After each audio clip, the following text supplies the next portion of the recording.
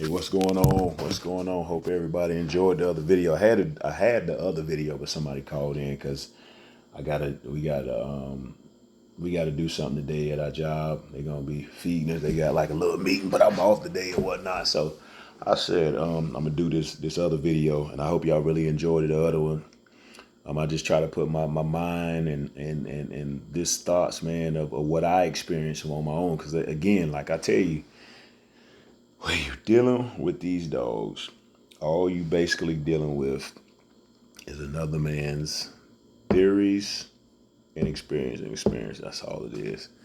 And and I stand on that, 10 toes up on that. Because like I say, man, I've been around, but also been around. I have preserved a lot of knowledge by seeing, asking, but sometimes just taking it all in and then, breaking it down, boom, boom, boom, like a molecule or whatever. But I had the first video, but he had called in, so I had to start this one over. But I'm cool with that. But now the name of the video is, and I'm talking about me when I do my videos, my strand is working, but when your strand is working, is it able to compete with the top tier lines of today? So I'm gonna say yeah and no. And not saying no like in a bad way that it's not there, because like I say, I'm almost there. I almost got it figured out. But before I tell you how I got it figured out is it's gonna be off, not only just my Obsidian dog, but just how I'm putting things in an orderly fashion, how I'm blending it in to making it, to keep it just to keep it at what I want to put at a what word I want to use. Just I'm gonna just say just consistent, just a consistent level of where these dogs they showing off all their ancestors that came through, the grandfathers, great grandfathers, keeping that fire lit inside of them. So I just say that because I don't need to sound no more educated or sophisticated than I need to, because sometimes some of the simplest things can carry a long weight instead of trying to act like you this, that, and you get what I'm saying. So, so we're gonna talk about Alonzo Green with Eli Bolio, and before he chimed in off the phone call because it had stopped, so I had to answer him what he was saying and whatnot. But anyway, when I first met this dog, or when I seen this blood, my cousin had a dog. Like I say, me and this guy that he got the dogs from, he was good friends with. I never met the dog. I met the man or whatever. But when I seen how this dog's acting, man, she was like 30 pounds. I'm talking about solid black as my shirt, my wade cap, solid black. And then I had another female that she was off some Red Boy and some Zebo stuff. But man, phenomenal mouth. I mean, I'm talking about this. I don't see some mouth, but she has some bone crushing dogs. She had some bone crushing bite or whatever. And this is no lie. Like I said, I don't seen a lot of stuff that I don't really preserved and took in and was able to use it until it's being more relative to me, and that way I can present it to y'all and present it to myself also. Because me, man, I'm old school, and I think you should always. I like to iterate on a lot of stuff because, man, when you iterate on a lot of stuff, you keep that fire in where what brought you here to get you here, instead of just thinking you this on this level and you start to lose the passion, the fire that you had. And I don't ever want to lose that. So that's why I liked it. But anyway, he had this female, and I'm gonna try to not be so long how I'm describing everything. So I'm gonna try to compact everything together. That's what I like to do. But anyway, he had this female and I had this other female. She about 50, 30. So I don't know if she got loose or whatever, something, but she grabbed the female, the bigger female, my dog named Chi Chi. She grabbed her, and his dog was named Lights Out Leader. She came directly off Bud's Hector and Bud's Natalie. So when I explain that, like, the two lines, they are different, but they also kin back off of Blake's Damien, which I don't say that plenty of times. So when they crossed together, it made them battle cross. But anyway, his line was this Lonzo Green Greenwood with no outs until he's bred to the Sinclair's Gizmo, which it had the Mickles Budweiser Crush. But anyway, she when she bit her or something, she didn't hurt her too bad.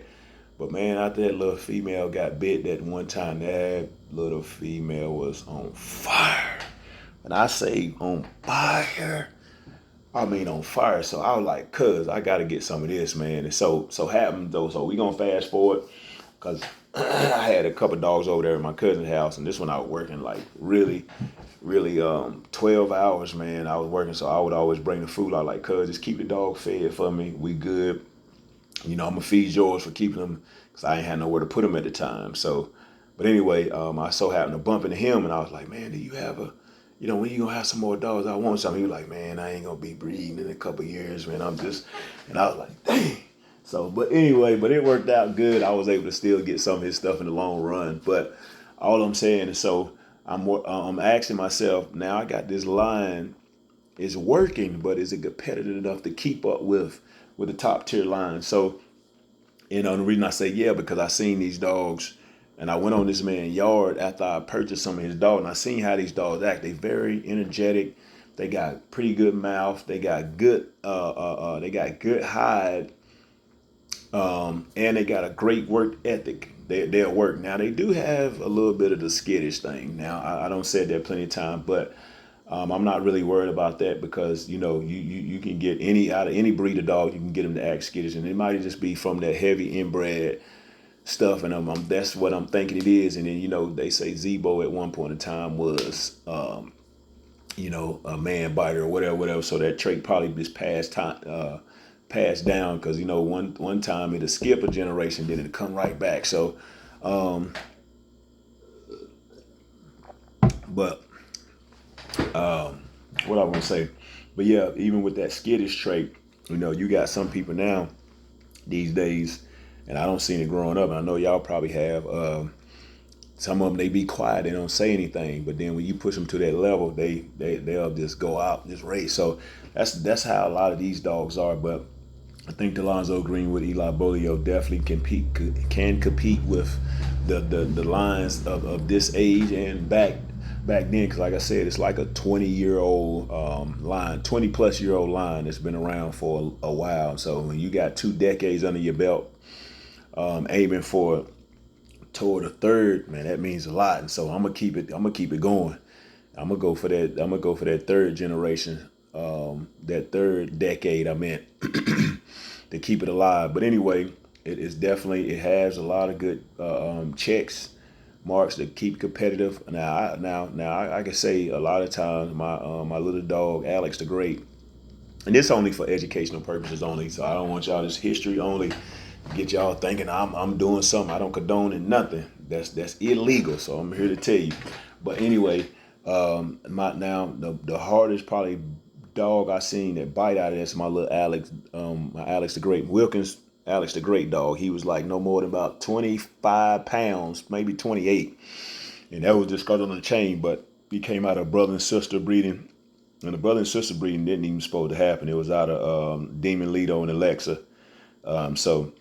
But anyway, we got his first cousin, which is my dog Jules. And this female, man, she bigger than him, like at least 3 sizes. So this one, she was still young too, no more than right around about 15 months old, somewhere like that. And he might have been like right under her, like about a couple months, maybe something like that. But he was, she might have been up. That's right. That's about right. He might have been like right at 12 months, and so it was rained real hard out there, and I was just going to check on her to make sure everything good. So she was inside of the cage or whatever. So I don't know how the heck he got loose and got under there or whatever. But man, they got into a scrap, bruh. You talking about now? He was bruised up too, but she took the bad end. This little dog right here, and I know he had devastating mouth to be small as he was, no more than 25, 28 pounds. Man, he split her face like open, like right here. I had to talk to my my homeboy. He had some old stuff this he got from this guy, some old concoction stuff. It smelled like mayonnaise or something, but it was white. But once I put that stuff on her face, man, it healed her up so fast. But only thing about it, she really had to get staples, and that's how he split it open. Like I could literally see where he split that open. I was like, God dang. So I know this dog had mouth, so I know his mouth in this bloodline by that little dog. So either it's coming from his father, Demon Lido, or or it's passing on down. Like you know what I'm saying, his grandfather, Mr. November, or his great grandfather, Danielson, or it's going back the Danny Boy's great great grandfather. So but but then, like I said, man, I know these dogs are equipped. So, like I said, again, the title is even my strand is working, but are I'm able to keep up with the top tier? And I said yes. Then I said no. So, but then I'm gonna give you my line, my bloodline too. I'm just go back a little bit farther when I had my stuff. My stuff was the same way. My Lackey's Diego dog. Great dog, one of the best studs I ever owned in America. Like I'm talking about, he'll let a female hit him, boom, hit him. He wouldn't really try to fight back. He knew if it was time for him to breed, he gonna breed. That's what I like about dogs like that. And nowadays you get two dogs, you gonna have to either have them on the breeding stand or you gonna have to put a muzzle on one of them to get them bred. He wasn't like that. I ain't had no problem out him, but the blood was definitely working. It was definitely producing. I definitely produced a lot of 75% of his stuff, because once you breed back the daddy to the mother, that's putting another quarter in it, because whenever you breed to a male and a female, it's gonna be 50-50. But then when you go back to the father and to the daughter, that's 75. So I bred a lot of 75 stuff, and that stuff was good stuff. And I didn't even know nothing about the percentages, all that back then. And but I had some great blood back then. I mean, that was competitive now because it came from a little small town, right? Again, like I said, I like to iterate on stuff. It came from a little small town, right up no more than about 30 minutes away, going like up to close to like the mountains, like you know what I'm saying, or whatever. When you get to Taylorsville, North Carolina, you go past that, you about another hour and a half, 2 hours, you like in what is it, Asheville? I think Asheville, one of them. But anyway, my line was definitely working back then. I had a little small female. She was awesome too, just as well. And like I said, man, I'm at the point of I'm asking myself these questions, because is your line, when your line is working, but is it able to compete with the top tier line? So that's the questions. And all my young guys is just not getting into it, or somebody that's don't got out of it and getting right back into it. That's what the questions you need to ask yourself. And number one, you competing with yourself until you reach this plateau where you feel like, now I'm competing with myself. I don't compete with myself enough. I don't reach and build myself up, my confidence, and I don't build my connection with me and the dogs and my kennels and everything, how I got everything set up. I'm looking at my dogs. I'm evaluating them, and I'm viewing and monitoring them dogs. And now you're saying, okay, I'm ready. Now can I see if I can compete with these other names that's out here today, the big names. Can I compete? And I say, yeah. But then I say, no on my end. The no is not to discredit me in any form or fashion, but it's just saying that I'm just trying to stay humble right now. I think I can still compete with them, but I'm almost there. Like I'm just almost there. And one reason why I'm gonna tell you why I'm there is because the one breeding I did, and I seen Obsidian X Brittany litter. Man, them dogs threw out awesome dogs, man. I'm telling you. They really threw out some awesome dogs, and I ain't seen that in a while. Like the whole litter can make it. Like I haven't seen that in a while. Like I'm talking about back whenever my uncle and some of his partners was doing it big. Um, you know, they had a litter off this dog we named Roscoe. He probably about close to 50 plus or bigger. But phenomenal, man. Bone crushing. Dog was so bad. He already had all his back teeth, you know what I'm saying, out of his mouth. But he can apply that pressure and hurt a dog within the, you know what I'm saying. So and he had some puppies off one female. I can't remember who it was, but anyway, them puppies no more than about, I'm telling you, they probably about 6, 7 weeks old. But they go on it like big dogs. You literally had to break them up. And not saying mine did that, but I haven't seen it in a while for dogs to act like that. The whole litter just acting. You know what I'm saying? And so that's why I say no, yeah, and no, that I'm almost there. But I said I'm almost there. I ain't there yet. I still got some things to go back in and address on my own.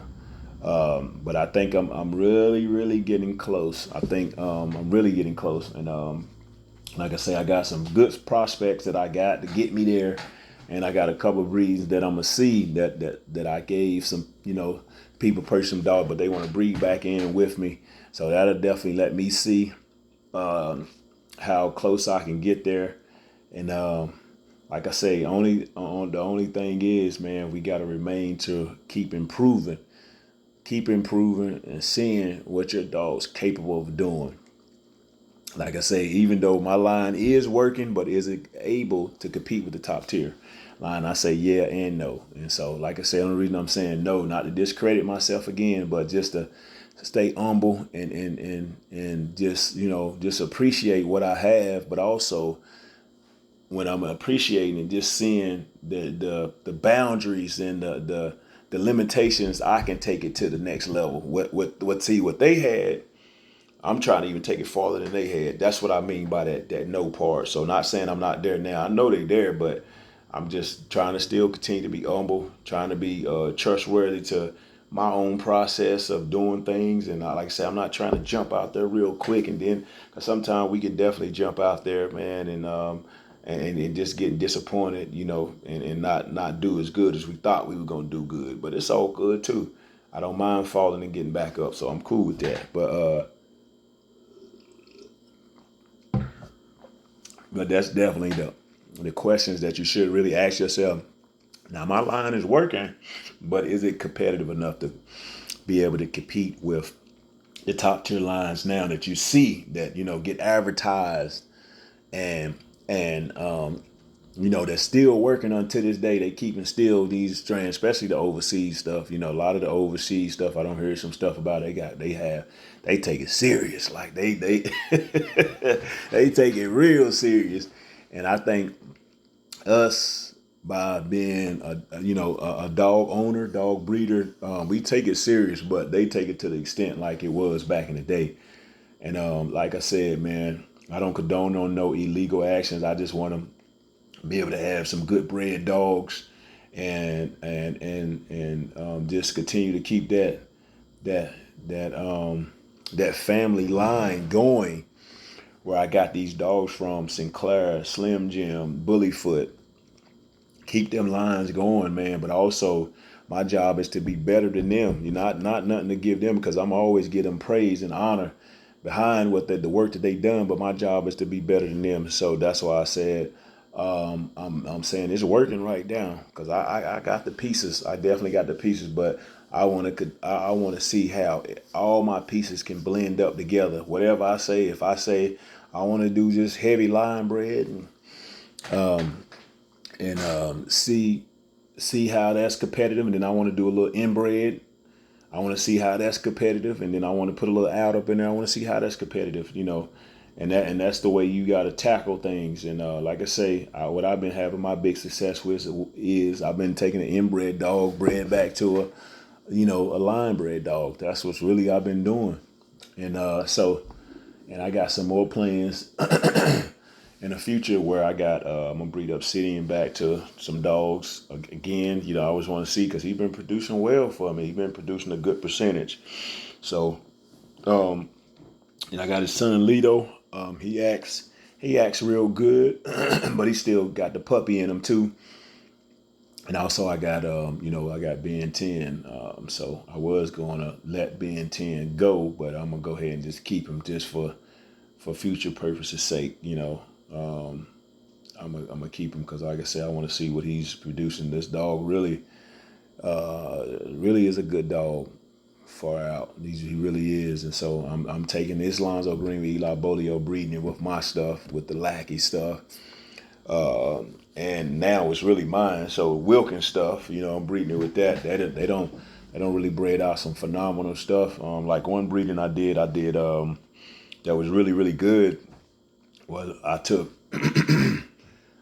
took Lackey's Brit X Sinclair Jade, and I had puppies off of that. But then I went right back into that inbred dog, which is Wilkins Alex the Great. Went back. I put the uncles and aunts back on the top, but also then I put the grandpa back up in there too, and so forth off of that brother and sister. Man, them dogs made good dog like Sky Terror. My homeboy got Spook, and he got a little dog, got the Ruby Red dog. He said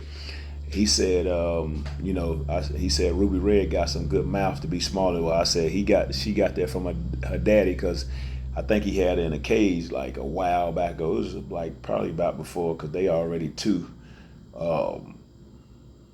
I think it was probably like a year ago or so, maybe just say like a year and a half ago. She was in one of the metal cages, and she was a puppy then, and she bent that daggone cage. You know what I'm saying? He's like, bro, she got some. I said, well, she getting it from her daddy. So, but that's my question, man.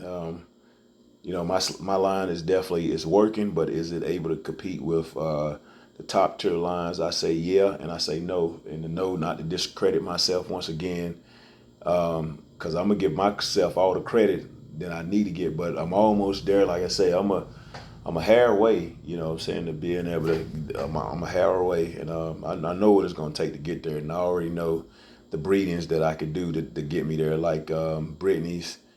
I got another dog that's still living that came out of Brittany litter. Her name JoJo. She was supposed to come in heat, man, and I was gonna mix her with Ben 10, because I already did it with a city in her litter mate's sister Brittany. I wanted to put Ben 10. So what Ben 10 will put in her is it'll have the pure Mr. November stuff, or the pure Slim Jim stuff on the bottom. And then you have the Hudson Maria stuff. That's I mean, not the Hudson Maria, but the Lackey's Brit stuff on the top. If I breed Ben 10 back to that, so that's already out. That Lackey's Brit. So then I would take Ben 10, which is heavy Mr. November on the bottom, and then it got the Hudson Maria stuff on the top and bottom. So I would blend all that together. It'll be the heavy Slim Jim stuff, the pure Slim Jim stuff, with the Hudson Maria and Mr. November, and then it'll have my stuff, on the top of JoJo as a Lackey Brit. So that'll still be the out. And I know, like I said, when I know what these dogs gonna produce, I don't seen it, and I think that's what one of my biggest things to get me to that next level out of that breeding, or out of that, because like the dogs that came, Obsidian and Brittany, what they produce, Grizzly, Big Mama, like my man's got a dog right here in Statesville right now. He got the male. I need to go check him out, because I said I've been wanting to go check him out. Like I said again, I like to evaluate my dogs, get a summary on how they acting and see how they looking, because I might say, hey, I want to breed back to this dog to keep that, keep that line up close, but not too tight, but keep it up close and keep all them traits locked in, what I need to lock in. And he say he acting pretty good. I'm gonna go see him how big he got. I know, the Light and Big Mama, they're not gonna be that big. They took the side of their grandfather, Alex the Great. So I'm cool with that, because I already know what I can put back in there to make it big, make them bigger.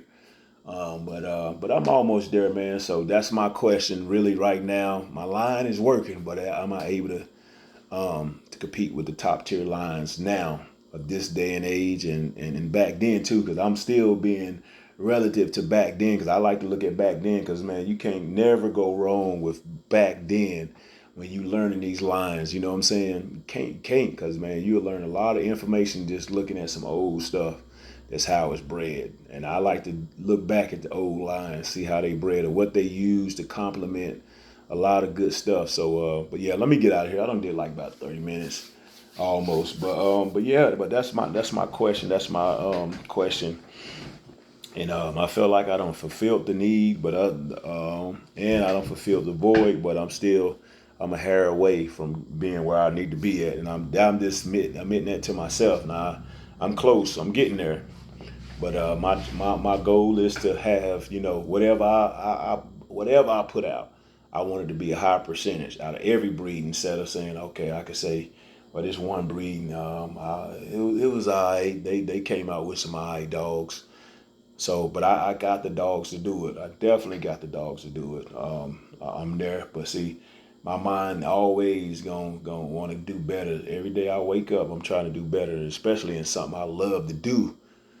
So, but when I take this kind of this little bit 4 years or 3.5 years off, um, I'm going. I can sit back and just plan and prepare, be in preparation, and then when it's time for me to do something else again, I'll reach that plateau that I'm reading. I'll reach that I'll be able to be on a podium within myself first and foremost, because I do it for myself. Like I said, I don't do it for nobody else. When you got a kennel, you do it for yourself. I want to be able to reach that, and so, yep. And then when I look at this video, years down the line, I can say, "Oh man, I reached it." So I feel like I accomplished something. But yeah, but I hope y'all really enjoyed it. Once again, I'm just talking this within myself, but just giving y'all something how I feel, and that's what you should be asking yourself as a owner. Even though your stuff is working right now, but is it able to compete with the top tier? Because why I say the top tier, that way people come to you and say, look, I like this other stuff, but for some reason I just chose yours. And like I say, and I always give honor and respect to ones that come down here to be able to get my stuff. You know what I'm saying? I always get that respect, man, because you could have went in anywhere else. Like for instance, I got a guy that's getting ready to come down here now from Wisconsin. He get ready to buy 2 dogs from me, man. It's an honor, it's a blessing for him to come down here. He was like, man, I like the way you handle business. I like your videos. I like the way. And and when y'all tell me stuff like that, man, it's only give me fuel to go back to the drawing board to say what I can do a little bit better to keep that up. You feel me? Keep that ignited, keep that rekindled. And but y'all have a wonderful day. I'm off today, but I got a couple things to do. Like I said, I gotta go to the job, go to this meeting, get this little couple hours in. It'll be on some little bit of overtime. And then, my man's coming down here. I'm gonna meet up him, chop it up with him and his family. I'm excited about that. And we're gonna keep the Lonzo Greenwood Eli Bolio at his best. That's why I say the best of the best of Lonzo Greenwood Eli Bolio. We're gonna keep it pure, but also we're gonna out it to some stuff too. Outing is great for anybody's line. You want to out because sometimes you need to loosen up a little bit. Loosen up that tightness a little bit and get a little bit of breathing so it can, that's like almost like, I just thought of this. That's almost like you want something to really go faster, like even dirt bikes. The more air you have in there to allow that gas to go through there, the more faster you're going to get. So that's probably like the dogs. You take that one gap out there so you can be able to have that air going up. So you may have to add just a little bit of more wind. You may have to add just a little bit of more durability. And I'm for all that. So I definitely understand the ins and the outs of the game, and I'm still a baby at this, man. So I'm only gonna get better. So y'all have a wonderful. Hope y'all really enjoyed this video. But the name of the video was "My Line is Working, but Am I Able to Compete with the Top Tier Lines?" Oh yeah. So and I said, in my opinion, yeah and no. Not to discredit myself or anything, but I'm still trying to stay humble. I'm a hair away getting there. So hey, we're gonna make some things happen. But hope y'all have a wonderful rest of the week. I gotta work 2 more days. Tomorrow, Thursday, and I got the weekend also. Then it's supposed to rain. God, that rain be messing me up. I ain't even mowed grass. I ain't even did, man, it's a bunch of stuff. But all right, y'all have a wonderful day.